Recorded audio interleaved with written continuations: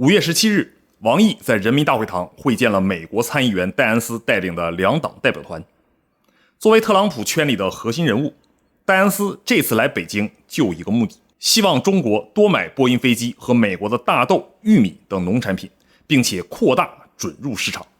各位早上、中午、半夜起的观众朋友们，大家好啊！我是五人，感谢你的点赞、留言和关注，你的举手之劳对我非常重要。这次会面的规格给的挺高啊，甚至让人产生了一种中美关系要回到10年前的错觉。不过错觉终归是错觉。我们看一眼美方代表团的名单，还有这群人最近几年的发言记录，你就会发现啊，这种重归于好的表面现象下，其实是美方正在经历一场巨大的经济焦虑。彭博社、华尔街日报、英国卫报等知名媒体最近呢都在密集出稿，虽然切入点不同，但是指向的都是同一个困境。美国手里能拿出和中国换东西的筹码，正像夏天手里的冰淇淋一样化得飞快。所以我们这期视频来分析一下，看美方现在最缺什么，以及他们想拿什么来跟中国换。戴安斯这次来，表面上是谈生意，在我看来就是来要饭的。开头我说500架波音飞机，为什么这么急呀？因为根据波音2024年和2025年的财务报告，这家公司已经多年处于巨额亏损状态了。截止2025年底，波音的合并债务达到了541亿美元。虽然账面上还有294亿美元的现金和有价证券，但其净债务规模依然在247亿美元左右。2025年一年，波音就烧掉了19亿美元的现金。还有一个更棘手的问题，由于美联储维持高利率环境，波音每年的利息支出高达28亿美元。这个数据已经超过了其他部分季度的营业数据了。华尔街日报在近期的深度评论中指出啊，波音正在面临一堵无法逾越的债墙。2025年到期的债务有43亿美元，而2026年这一数字将飙升至80亿美元。如果在这个时间点拿不到中国这笔涉及500架波音737 MAX 以及约100架宽体机的超级订单，波音的信用评级大概会被标普和穆迪下调至垃圾级。一旦进入了垃圾级，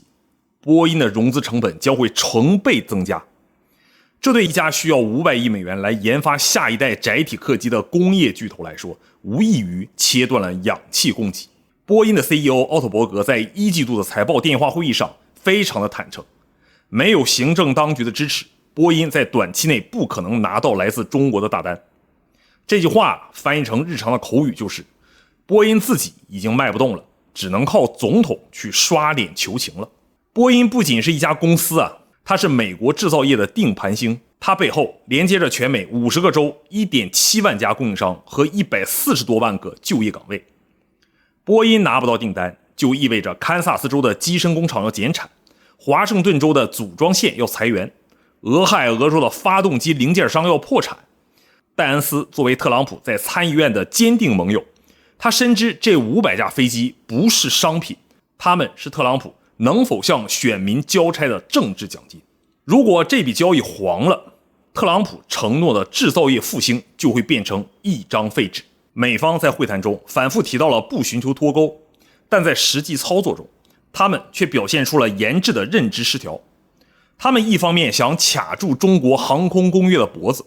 另一方面又指望中国的航空公司能像10年前那样乖乖排队去买波音。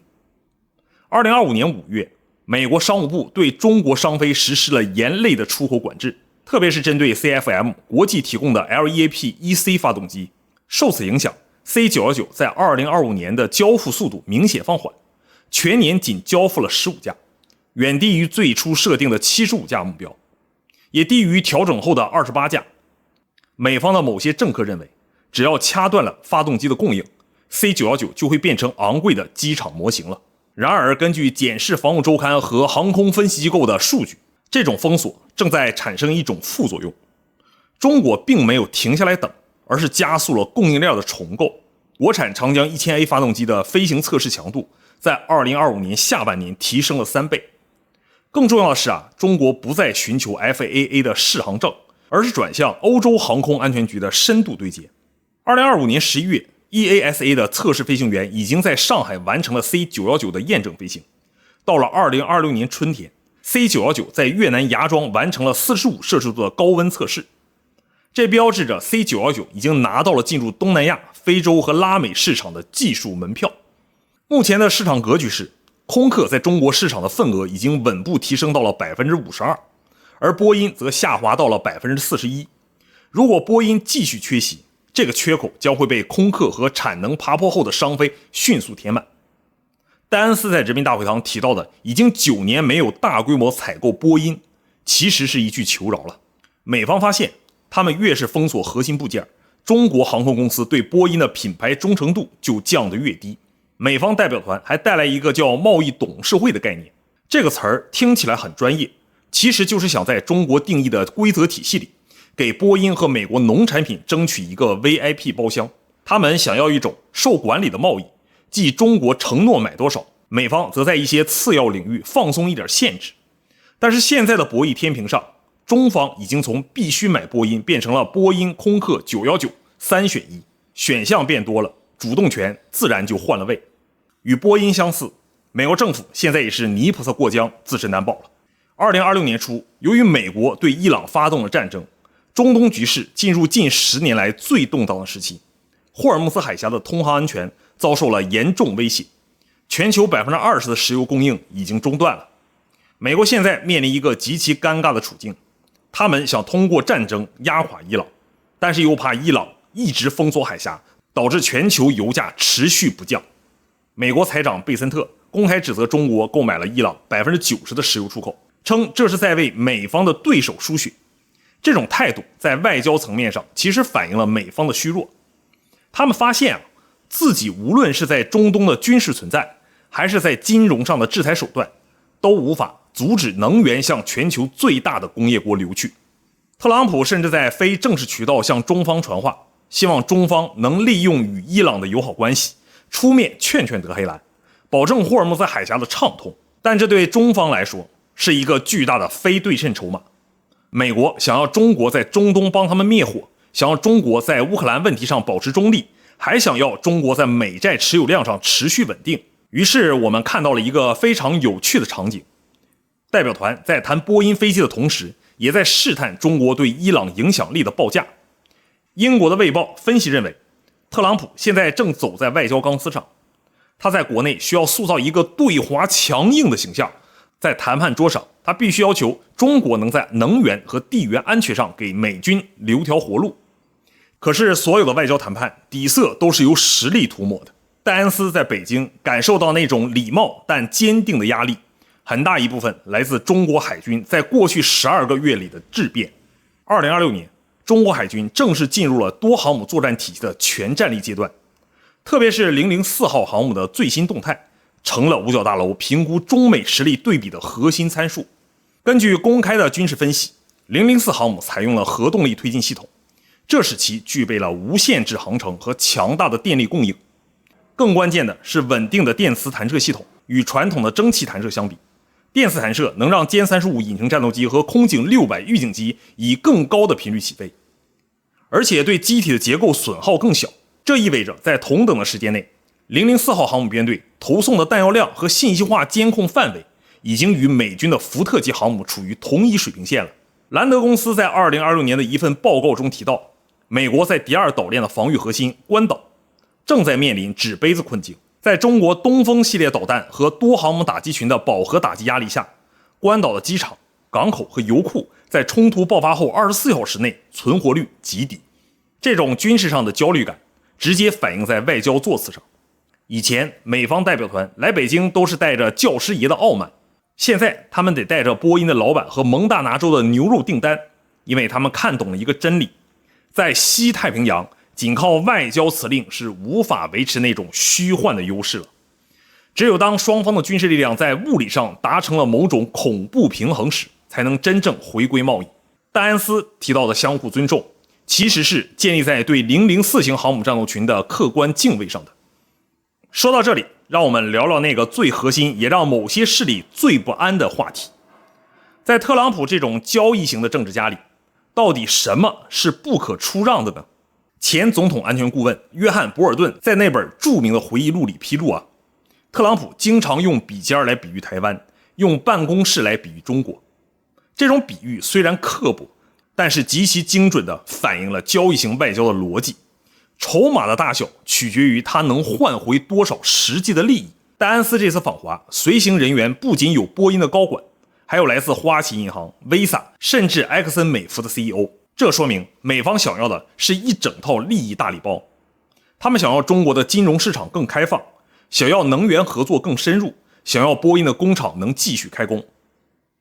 在美方智库近期讨论的雅尔塔式的推演中，有一个新的观点正在抬头。如果为了维持一个所谓盟友的政治承诺，需要美国每年额外支出数千亿美元的防务费用，并冒着波音破产、金融系统动荡的风险，这笔买卖在商业上是不成立的。美方在这次会谈中对台湾问题表述虽然表面上维持了原样，但细微的语调变化已经引起了各方的关注。他们开始强调风险管理和避免单方面改变现状。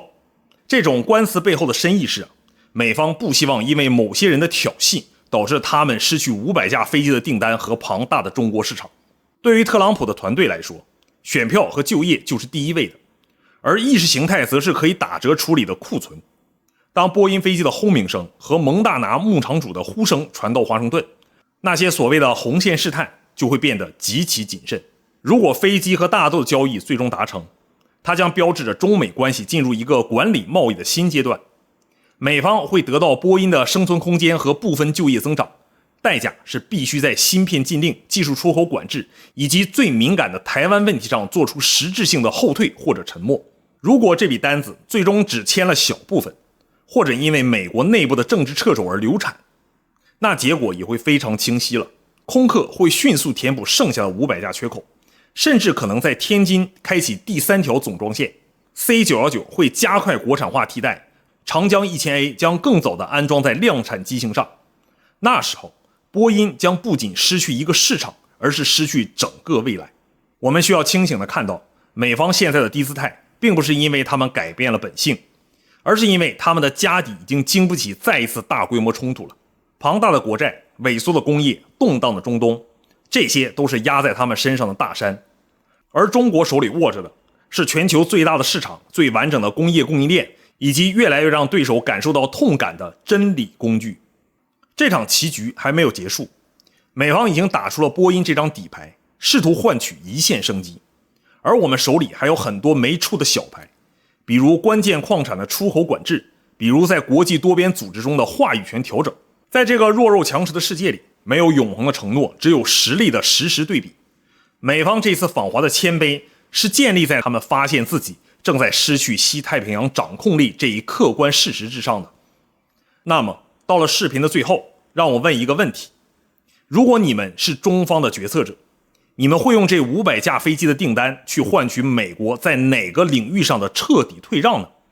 是要求全面解除对华高科技企业的制裁，还是要求其在未来10年内彻底退出第二岛链的防务介入呢？我是五人，感谢各位的观看、点赞和关注，我们下期再见。